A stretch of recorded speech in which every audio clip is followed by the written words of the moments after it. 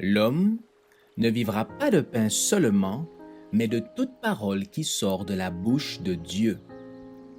Voici votre moment de méditation quotidienne.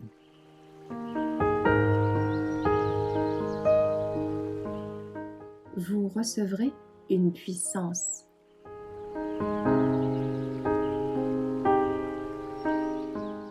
Des styles variés, le 2 août.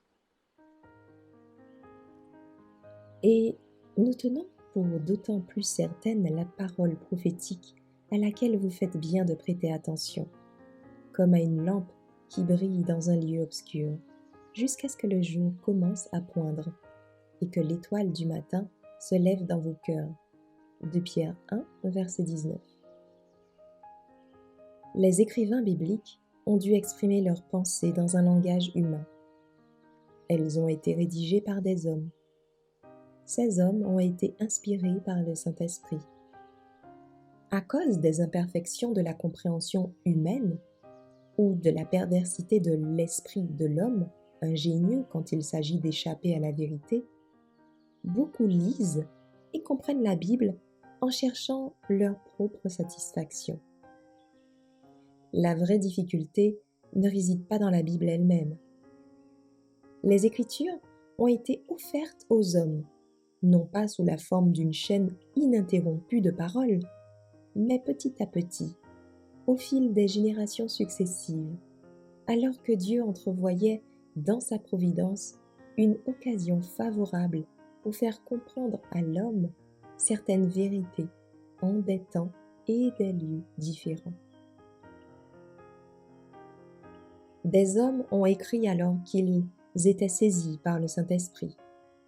La terre produit d'elle-même premièrement l'herbe, puis l'épi, enfin le blé, bien formé dans l'épi. Marc 4, verset 28. C'est de cette façon que nous devons considérer les propos de la Bible. Un ordre parfait et une unité apparente ne règnent pas toujours dans les Écritures. Les miracles du Christ ne sont pas mentionnés selon un ordre logique rigoureux, mais nous sont transmis selon la succession des faits, qui nécessitaient la manifestation divine de la puissance du Christ. Les vérités contenues dans la Bible sont comparables à des perles en fruits. Leur découverte suppose une recherche et un effort soutenu.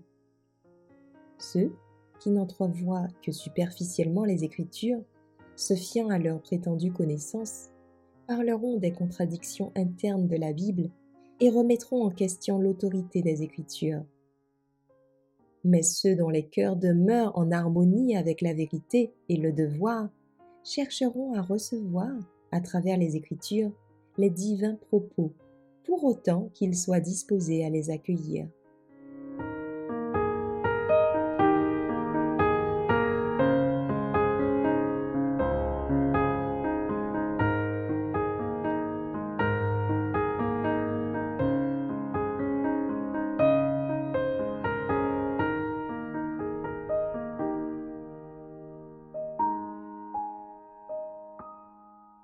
Merci d'avoir écouté cette présentation.